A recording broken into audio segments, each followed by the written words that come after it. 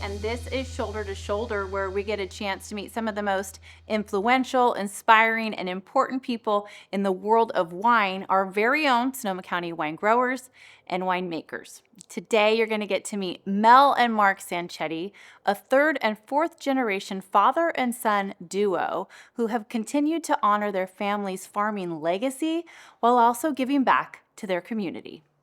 Welcome in, everybody. You are in for a treat to get some time with the Sanchietti family. We have father and son here with Mel and Mark. Thank you very much for taking the time to do this and share your family story. It goes really far back into Sonoma County agriculture, quite a legacy, the Sanchiettis, back to the early 1900s. Let's start with you, Mark. Let's test you out of the gate, your family's history. Well, thank you. Thank you for being here, too. So it's a treat to be shoulder to shoulder with you. So 1919, right here at our home ranch where we're sitting, my great-grandfather came from Italy and called this home. So fast forward to today, I'm fourth generation.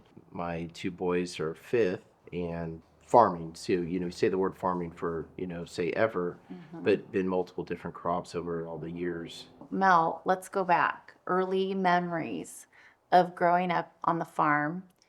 I grew up right here. My wife has always made a little fun of me that I grew up on one side of the ranch here with my mom and dad, and then I rented a house from my mom and dad when I first got married. When I bought the ranch, I lived in my grandparents' house, so I've never had to change an address. It's been fun to grow up here. I just never still tire of getting up every morning and going outside here. Never tire of it. Well, it's like my hobby, the work, the ranch, the growing things. Mark, as you mentioned, you're fourth generation. So what does it mean to you to be able to carry on this legacy of your family?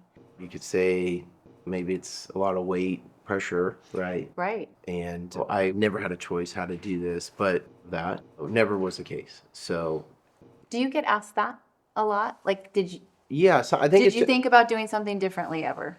I don't think so. I loved always being around, but there's never any pressure. My dad never put any pressure on me to do this whatsoever. My dad never pressured me either.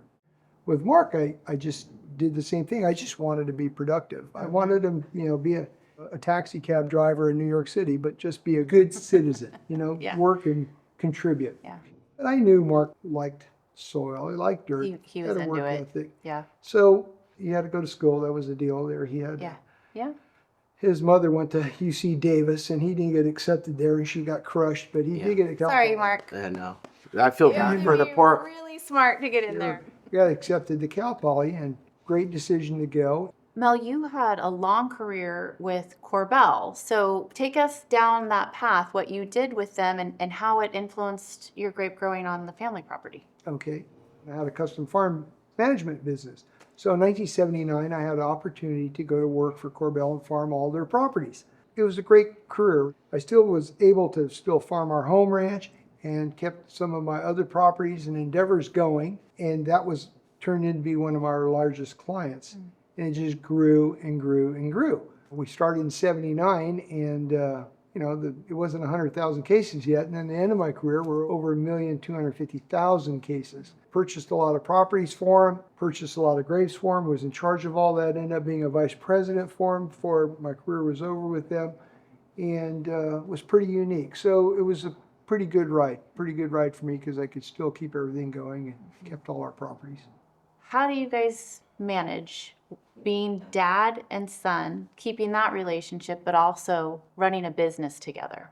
What's the key? What's been neat is that, my dad's always respected my thoughts and my ideas and never just put them down to say, this is what we've done and just go do it. I'm sure there's been a few times where it's like clear up the mud and go straight. But what's been really neat and fun is that one, we're friends and we enjoy each other. And that's, That's the best. important. I mean, he runs the show now, so it's like, So you get to just have fun. I used to have fun, yeah, make decisions, and he can't yell at me because I'm too old for that. But no, we get along good. We are friends too. We are friends, have the same foresight, the same futuristic thoughts of what we want things to be. And I'll be honest, I mean, Dad comes into my office with probably more off the wall ideas today than maybe I do to him. So that's a great segue into the next question, Mel, which is for you about how much farming and grape growing has evolved since your family began back in 1919.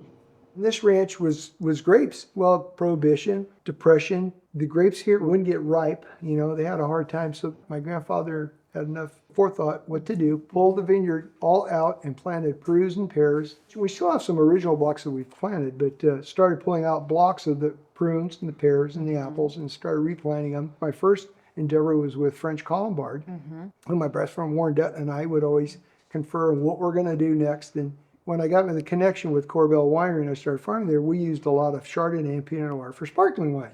So me and Warren started planting Pinot Noir for them, and I did too. And we bought French Colombard too. We did that. So we planted a bunch of Pinot Noir because that's what they used. And I remember my first few years of farming Pinot, they were small bunches, weren't very heavy. Colombard that we had was big bunches, made lots of tons. And I was wondering, why did we plant Pinot Noir? But you know, French Colombard is worked out pretty good. non-existent anymore. I gross more per acre with that than I would on the Pinot, but they needed the Pinot. So yeah, that I'd have to say it wasn't my skill on knowing what to do for the future. It was just a whole bunch of luck. Mel and Mark Sanchietti, thank you so much for your time.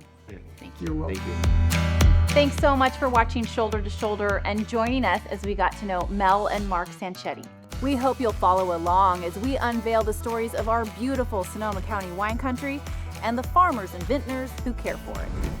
Subscribe to our YouTube channel @Sonoma Wine Growers or visit our website at sonomawinegrape.org.